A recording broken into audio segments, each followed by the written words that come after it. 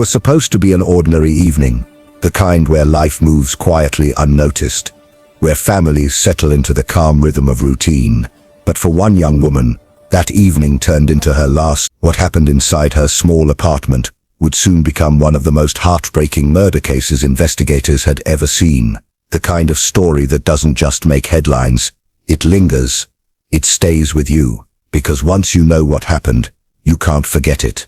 Her name was Emily Carter, 26 years old, bright, ambitious, and full of plans for the future.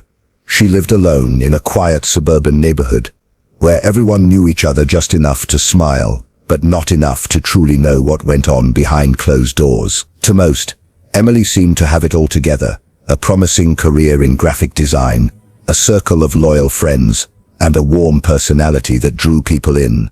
But behind her calm smile, there was something else, a growing unease that no one could quite put their finger on. It began subtly. Late-night phone calls she wouldn't talk about, strange noises outside her window, a feeling that she was being watched.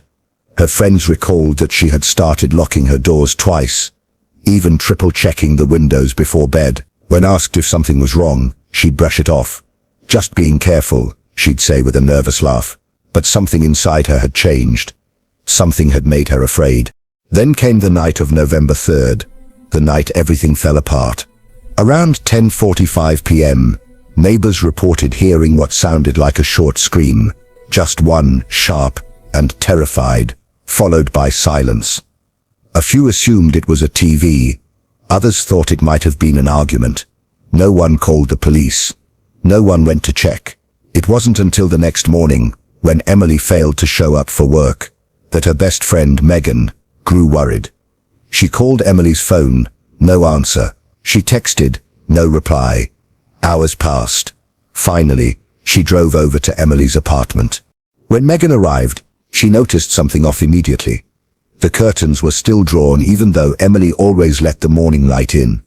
The car was parked in its usual spot, but the front door was slightly open. Megan's heart raced as she pushed it gently. "Emily?" she called out, her voice trembling. No response. She stepped inside, and what she saw would haunt her forever. The apartment was eerily still. The faint hum of the refrigerator was the only sound. A coffee mug lay shattered near the kitchen counter, its contents dried into a brown stain. A chair was tipped over, and in the living room, on the soft white carpet, lay Emily, motionless. There were no signs of a struggle, no forced entry, no obvious motive, just silence. Megan froze. She couldn't scream. She couldn't move. Her best friend, the person she'd shared every secret with, was gone. Within minutes, police arrived, sealing off the apartment, marking the start of one of the most puzzling murder investigations the town had ever faced. Detectives began by searching for the obvious: robbery, assault, revenge, but nothing made sense. Emily's valuables were untouched. There were no fingerprints other than her own and Megan's. The door wasn't broken. The neighbors hadn't seen a single suspicious person that night. It was as if the killer had appeared and vanished into thin air. The autopsy revealed chilling details. Emily had died sometime between 10:30 and 11:00 p.m. There were bruises on her neck, faint but clear. She had been strangled. There were no defensive wounds, which suggested she knew her killer, or was caught completely off guard. Forensics found traces of a specific type of cologne on her clothing, a brand worn mostly by men. That small detail would later become one of the key pieces of the puzzle. Detectives interviewed everyone: co-workers, friends, neighbors, even ex-boyfriends. Most people described Emily as kind, cautious, and responsible, but one person stood out: Daniel Hayes, her ex-boyfriend. He dated Emily for nearly a year before they broke up 6 months earlier. Their relationship had ended on civil terms, or so Emily told her friends. But as investigators dug deeper, a darker side began to emerge. Daniel was charming, confident, and intelligent, but also controlling. He didn't like when Emily went out without him. He would show up at her office unexpectedly, claiming he was just checking in. Even after they broke up, he continued to message her, sometimes dozens of times a day. Friends said Emily had grown tired of it. She wanted space, but Daniel didn't take rejection well. Police brought him in for questioning. Calm and collected, Daniel claimed he hadn't spoken to Emily in weeks. "We ended things for good," he said. "I've moved on." But when investigators checked his phone records, they found several unanswered calls to Emily in the days leading up to her death. When confronted, he shrugged it off. "Just wanted to talk, that's all." His alibi for the night of the murder? He said he was home alone, watching movies. No witnesses, no proof. Still, detectives didn't have enough evidence to arrest him. They needed more, something concrete. Then, a small break came. Surveillance footage from a nearby gas station showed Daniel's car driving past Emily's street at exactly 10:32 p.m., the same time frame in which the murder occurred. When police questioned him again, his calm demeanor began to crack. "Maybe I drove past," he admitted, "but I didn't stop. I swear." His story kept shifting, and investigators could tell he was hiding something. But the evidence, though damning, was still circumstantial. Meanwhile, Megan, devastated and sleepless, couldn't shake the thought that Emily had known this would happen. She remembered a conversation from just a week before the murder. Emily had said, "If anything ever happens to me, look at Daniel." At the time, Megan thought she was exaggerating. Now, it felt like a prophecy. Days turned into weeks, and the small town, once peaceful and quiet, was now drowning in fear. No one felt safe. Everyone locked their doors a little tighter, and for Emily's parents, each sunrise was a reminder of what they'd lost. A daughter who'd done everything right, taken from them in the cruelest way imaginable. But just when it seemed like the case was stalling, detectives found something, a clue that changed everything. Hidden inside Emily's closet, beneath a stack of old clothes, was a small black USB drive. Inside it was a collection of voice recordings, personal notes Emily had made in the weeks leading up to her death. And what she said in those recordings would finally unravel the truth. The discovery of that small black USB drive changed everything. It wasn't just another clue. It was Emily's voice, frozen in time, whispering her fears from beyond the grave. When investigators played the first audio file, a quiet chill filled the room. Her tone was calm, almost fragile, but underneath it was something unmistakable: fear. "November 1st, she began softly. "It's been getting worse. I keep hearing footsteps outside my apartment, even when no one's there. Last night I found a note under my door. No words, just a single red flower. I know who it's from. I told him to leave me alone, but I don't think he ever will." Detectives exchanged glances. It was clear she was talking about Daniel. Each new recording revealed more fear, more signs that Emily knew something terrible was coming. "He says he can't live without me," she said in one clip. "He calls from new numbers every day. I blocked him, but somehow he always finds a way back. I don't know what he's capable of anymore."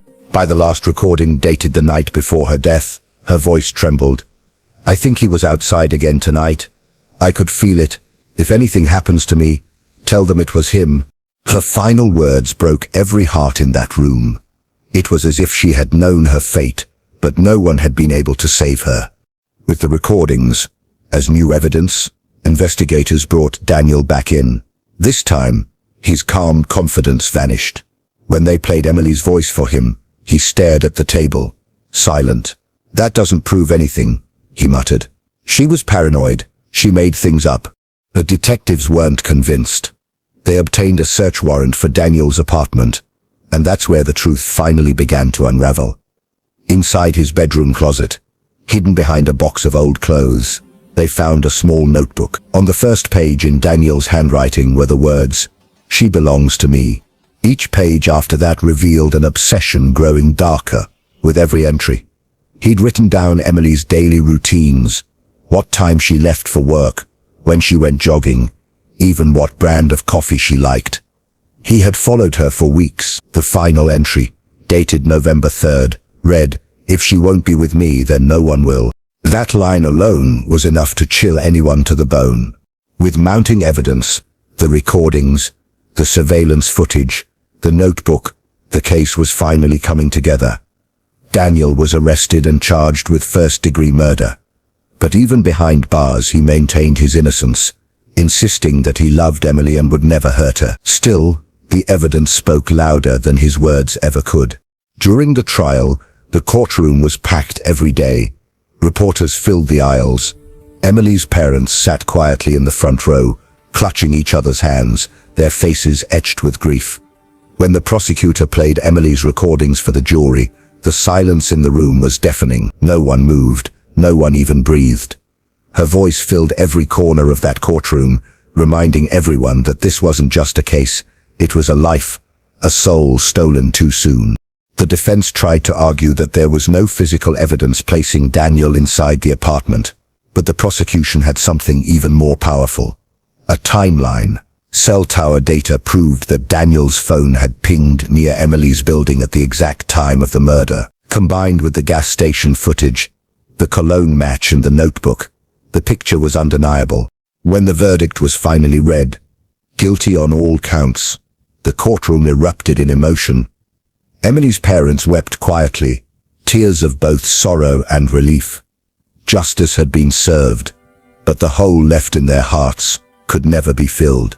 Daniel sat motionless, staring straight ahead, as if still trying to convince himself this wasn't real.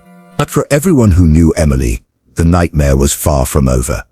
Her friends struggled for years to make peace with the guilt, the what-ifs, the could-haves, the haunting question of whether they could have saved her. Megan, her best friend, said she still hears Emily's laughter in her dreams, still checks her phone sometimes expecting a message that will never come. In the months after the trial, Emily's story became a symbol, a reminder of how obsession can turn deadly, how love can twist into something monstrous when control replaces care. The community built a memorial in her honor at the small park she used to jog in, a single bench with her name engraved in silver letters.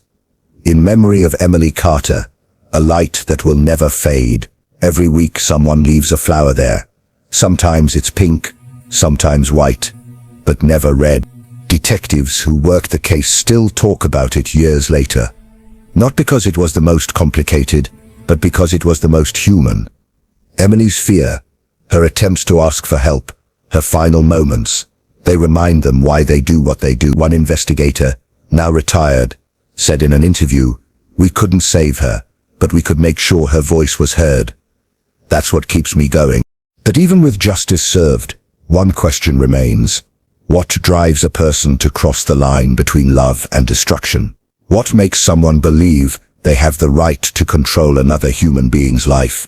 No one ever truly knows. Maybe it's loneliness, maybe it's pride, maybe it's something darker, a need to possess what they can't have. Whatever it is, it leaves behind a trail of heartbreak that never really fades. In the end, Emily's story isn't just a story about murder. It's a story about fear, silence, and the desperate need to be believed. It's about how sometimes the people who smile the brightest are the ones hiding the deepest pain, and it's about how one act of violence can shatter countless lives forever. If there's one thing to take from her story, it's this. Always listen to the quiet signs, the small changes, the hidden fears, because sometimes a whisper for help is all someone has left. And if we ignore it, we might never get the chance to hear their voice again. Emily Carter's life was short, but her story lives on, a heartbreaking reminder that love should never hurt, fear should never be ignored, and silence should never be the end. Her voice, captured in those recordings, continues to echo, not as a sound of despair but as a call for awareness, empathy and courage. Because in the end, the most heartbreaking murder stories aren't just about how someone died. They're about how they lived, how they trusted and how they tried, right until the very end, to be free.